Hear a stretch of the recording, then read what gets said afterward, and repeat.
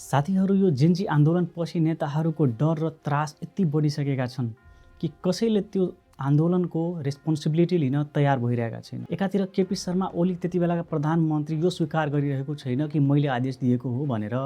केपी ओलीले त डाइरेक्ट भनिरहेका छ कि मलाई गोली हान्दियो, म गोली खान तयार छु, तर म बयान दिन जादिनँ। यत्रो कसुर गरेर त हान्दिनु नि गोली, उहाँहरूसँग छ नि त बन्दुक। के साना देना कुरा गरिराखे उहाँलाई फेरि मैले बयान किन दिने।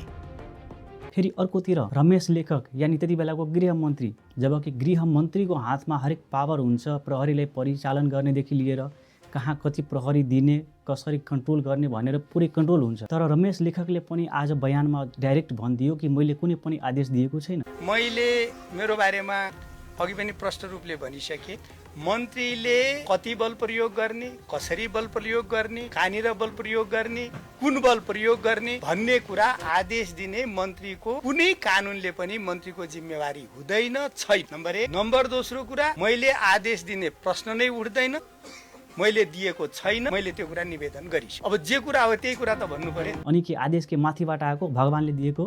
कस्तो वाहियात कुरा गर्दैछ यिनीहरू। जबकि सिडिओले अलरेडी भनिसकेका छन् छानबिन आयोगलाई कि माथिबाट आदेश आएको थियो र हामीहरूले त्यो आदेशको पालना गर्दै गोली चलाउन बाध्य भयो। यत्रो विध्वंस भयो, जेन्जी आन्दोलन भयो, शहीद भयो यति मान्छेहरू, तर पनि नेताहरू सुध्रिने देखिरहेको छैन। एकले अर्कोलाई आरोप लगाउने, एकले अर्कोलाई ब्लेम गर्ने। विगतमा पनि यति नै गर्यो, अहिले पनि यति नै छ र भविष्यमा पनि यही गर्नेवाला छ। त्यही भएर यसपालिको चुनावमा यिनीहरूलाई बहिष्कार गरौँ र नयाँ मान्छेलाई जिताऊ।